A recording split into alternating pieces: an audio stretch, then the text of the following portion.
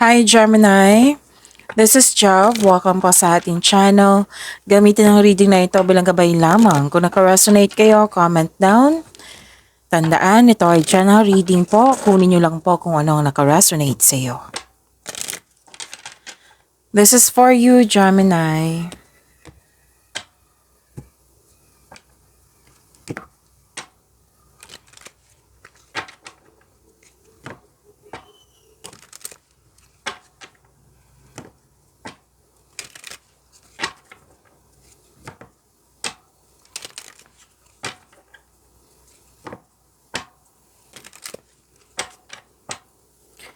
Para po ito sa iyo, Gemini.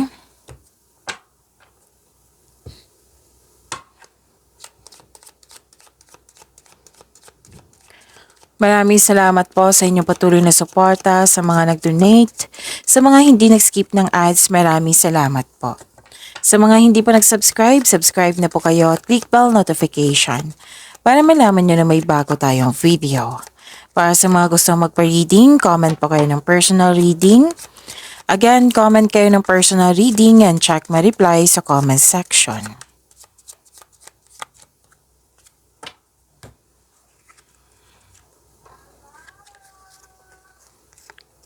Okay, si Gemini. Okay. Wow, prosperity is yours, Gemini. Oo.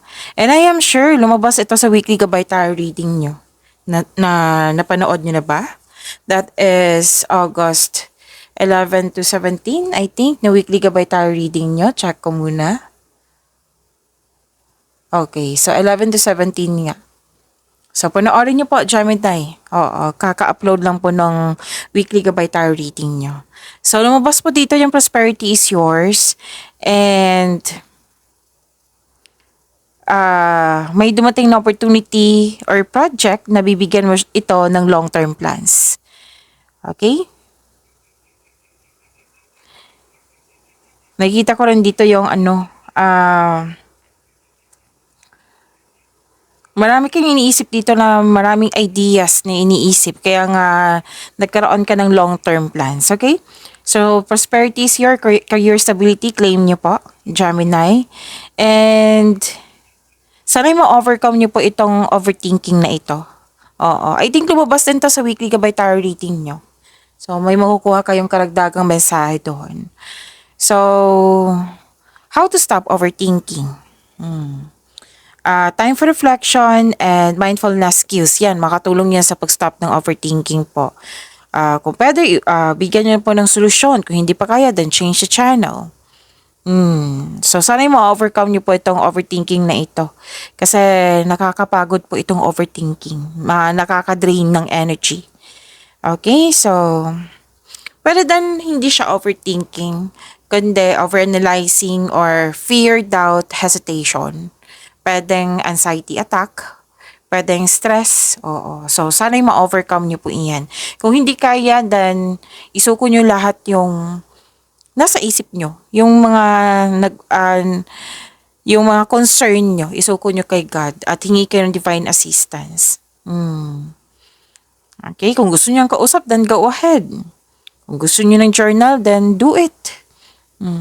Kasi journal is rest din yan. Actually, rest din yan. Okay? And kung nakaramdam ka ng pagod, then magpahinga. Okay. So, may bonding ako nakikita dito. Pwedeng meeting, pwedeng special event, public event, pwedeng party din. Basta may togetherness, may grupo ng tao. Pwedeng crowded to. Crowd.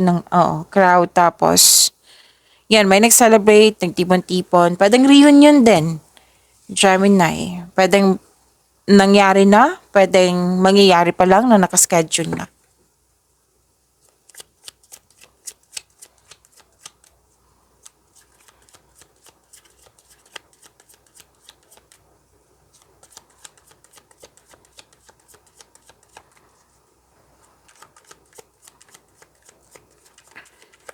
Energy ni Gemini.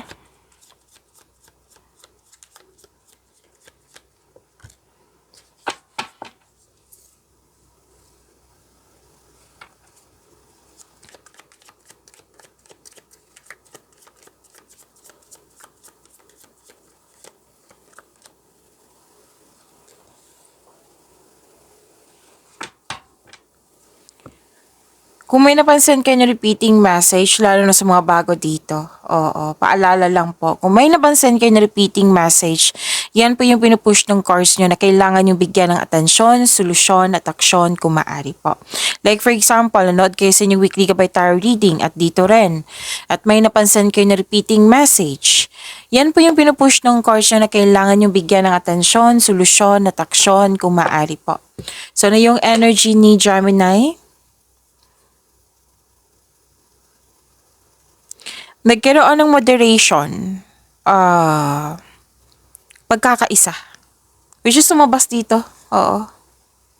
And dito rin, na nag-clarify siya sa tarot cards nyo. Divine timing, may ganap na divine timing, moderation, tranquility, katahimikan, opo, serenity po. Combination of forces, may realization. Ang ganda niyan, realization. Okay. Okay, ang good. Kasi kung sa astrology pa, this is seeking higher wisdom and truth. This is optimism. Okay. Ang sabi kasi ng card dito na 'di ba may divine timing. You're divinely guided po.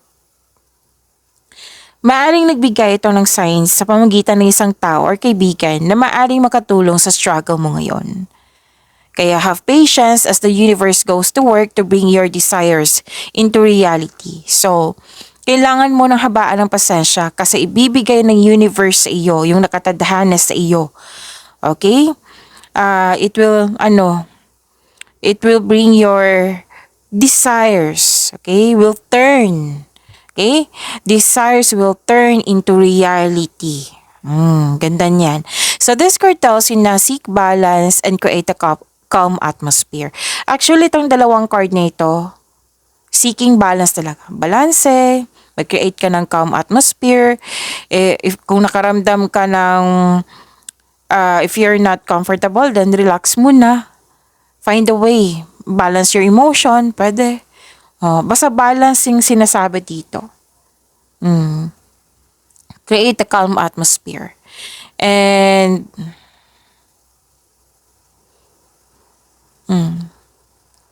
actually may sinabi ang card dito, lalo na sa mga single, Gemini. May naisip kayo na kung may nakalaan ba sa inyo. Yan. Ang ilan dito na gusto nang mag-find way na yung magkaroon kayo ng time para maghanap ng para sa inyo. Oo. Ang sabi kasi ng card dito, ibibigay ng universe. Ibibigay ng universe yung tao na nakalaan sa iyo, yung nakatadhana sa iyo. O, kailangan mo lang magtiwala sa divine timing. Yan yung sabi ko kanina sa inyo, divine timing.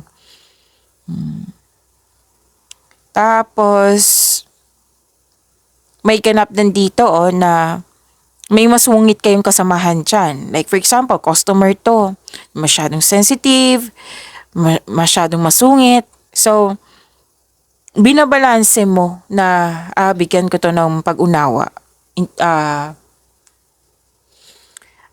Bigyan ko to ng pasensya at pag-intindi. Baka may concern to siya sa bahay nila or hindi maganda pakiramdam niya. Yun, nakikita ko dito na nag-decide ka na habaan mo yung pasensya mo dahil may masungit na tao. May ilan dito pwedeng customer nyo to or di kayo kasamahan nyo sa bahay. And this card asks you to pay attention din sa pera, yung pasok at labas ng pera. So, pay attention kayo. Kumbaga, control. Kasi ayaw ng card na madisbalanse. 'Di ba? Sabi ko kanina sa inyo sa dalawang card nyo, balanse. Kailangan ng pagbalanse. And create a calm atmosphere. Okay? Yan.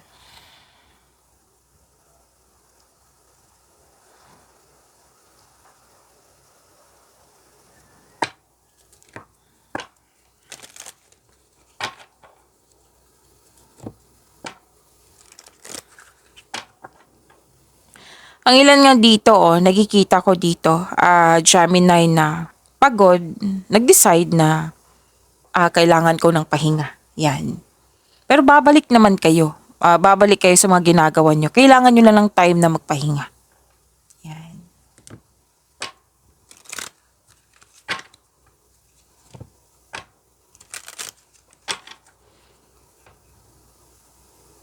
Dalawang card ang nasabi dito, nagkaroon ng pagkakaisa. Ng grupo ng tao nagkaroon from here to your oracle cards and here. Sa dalawang cards mo. Karoon ng pagkakaisa, nagkaroon ng balanse. May kasiyahan nga dito, 'Di ba? Nag-clarify siya sa oracle cards nyo. Kasiyahan buhat sa paglilibang. May ginagawa ka dyan na ini-enjoy mo. Okay. May sabi kasi ang card nyo dito na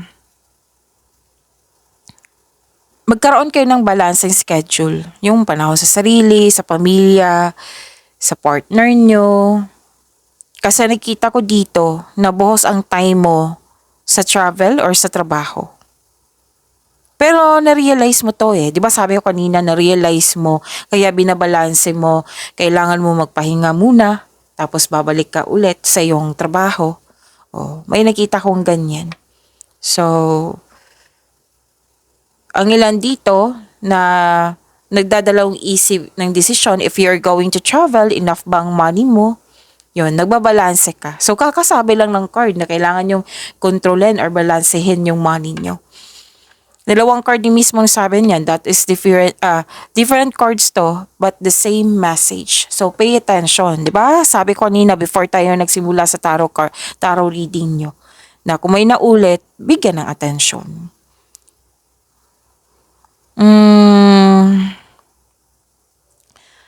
Okay. Dalawang card na mismo nagsabi dito na tamang pag-manage ukol sa financial budget para mas lumago ang iyong kaperahan.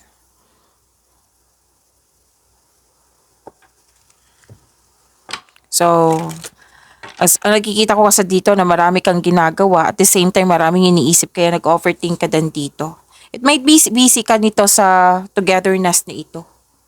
Oo.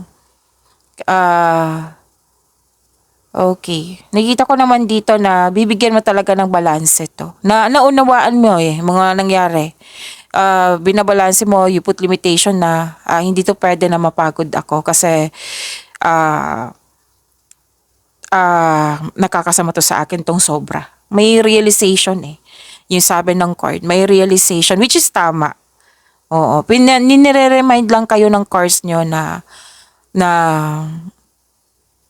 kailangan talaga ng balanse. Sa pera ba yan? Sa connection mo ba sa isang tao? Na kailangan intindihin mo kasi may tao na, di ba, hindi masungit or sensitive.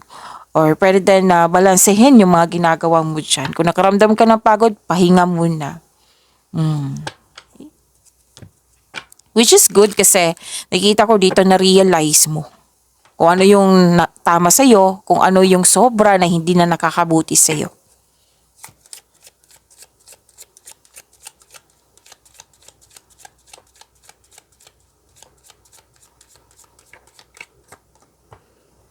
Smile. Smile, you will soon experience a wonderful journey of inner discovery.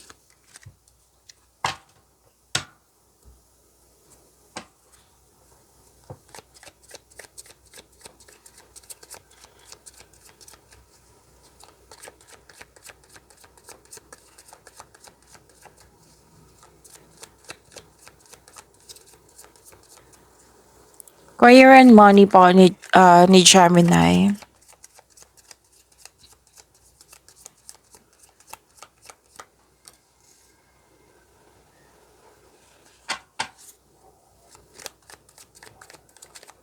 Oops, nang-open na.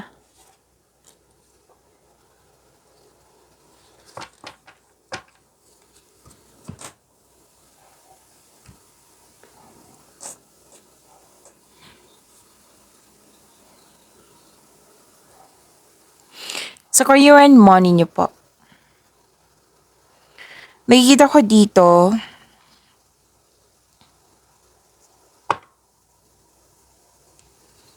awakening, acceptance, self-assessment. Ito din yung lumabas sa inyong energy card, self-assessment. May realization, di ba? And this is also ending with new beginning. I am sure lumabas to sa weekly Gabay Tarot reading nyo na which is lumabas din sa inyong gabay ngayon.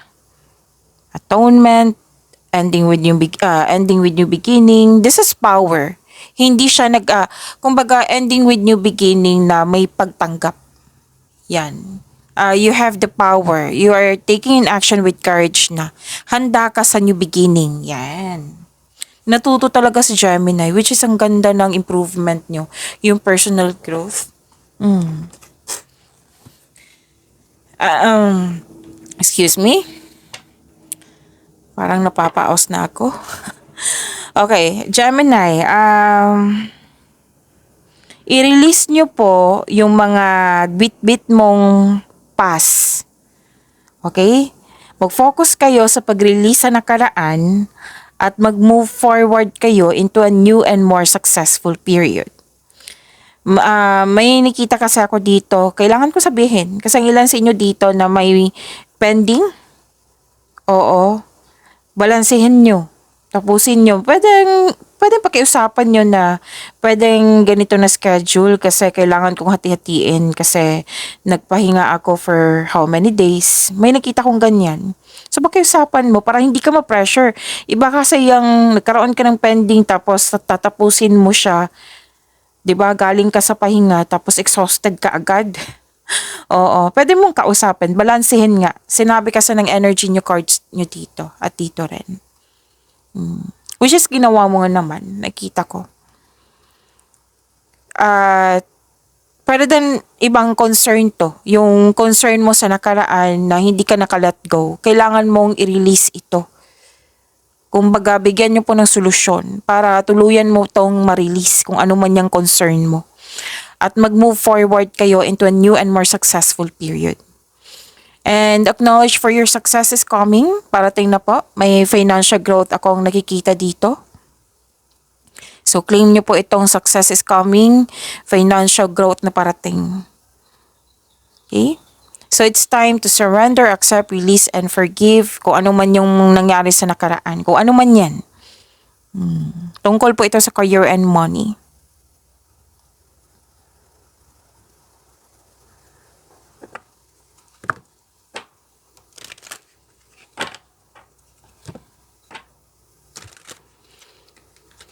So many big ideas. Ideas is a blessings po.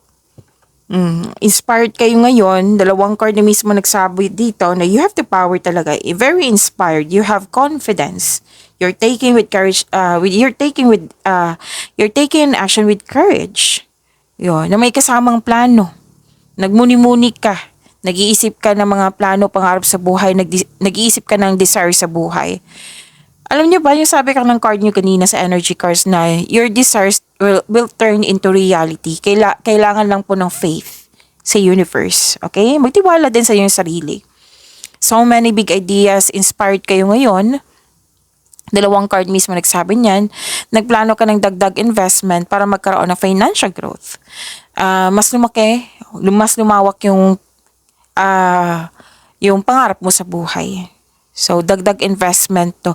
May plano kayo mag-level up na nagsipag ka, pinagigihan mo yung mga ginagawa mo ngayon para may mangyaring level up or promotion ito. Okay? May kasamang plano to which is good. So, ang ganda ng blessings nyo. Alam nyo ba, gustong-gusto ko yung blessings na ideas. Kasi andyan kasi yung solusyon sa inyong problema, sagot sa inyong mga katanungan, andyan din yung mga ipapagawa ng universe sa iyo. Kasi may potential yan kasi binigay ng universe sa iyo. So, take this, claim these blessings.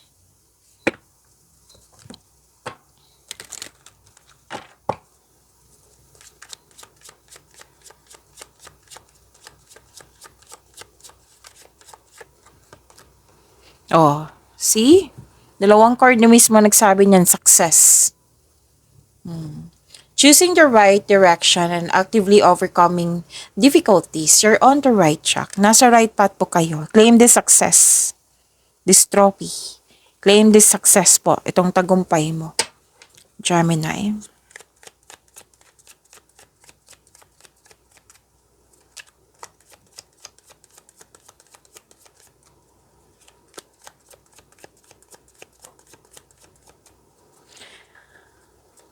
Love life, self-love, partnership, and romance in Gemini. Daming mensahe, oh. May mga sinasabi sa akin ngayon.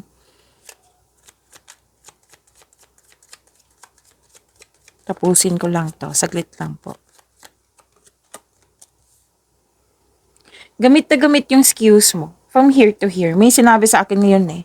Yung skills mo ngayon, kasi kayo po ang pinakamatalino sa lahat eh. Kahit is-research nyo, oo, sino ang pinakamatalino sa lahat ng zodiac sign? Kayo po. O, kahit i-research nyo yan, marami din ako na-encounter na Gemini. So, ginagamit mo yung skills, yung talino mo, para mabigyan ng solusyon itong mga concern mo. I think sa trabaho to. So, ginagamit mo talaga, nakikita, na-amaze ako sa inyong personal development, personal growth. Okay?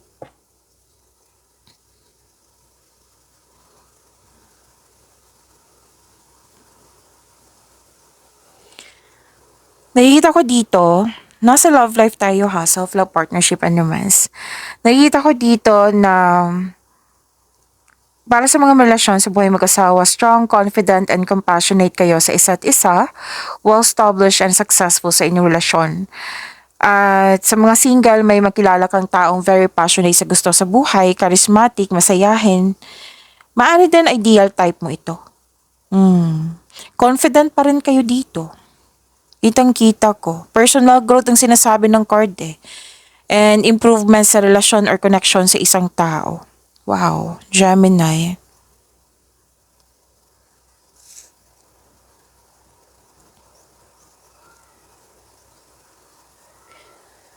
Nakita ko rin dito na nagkaroon po ng sa mga single, ito yung sabi, may parating na partner na mabilis at posibleng bata pa sa'yo. Actually, dalawang card na nagsabi dito na pwedeng itong parating sa inyo sa mga single air signs or earth signs. Air signs is Gemini, Libra, and Aquarius, kapwa nyo. Earth signs is Taurus, Virgo, and Capricorn. Pwede naman ibang zodiac sign, pero nakita ko lang mas nangibabaw yung energy nila. So, may parating na partner na mabilis at posibleng bata pa or youthful pa yung attitude. Yes. Para sa mga relasyon sa buhay mag-asawa, excited kayo sa monthsary anniversary or may celebration. Ang ganda. So, claim nyo po ito.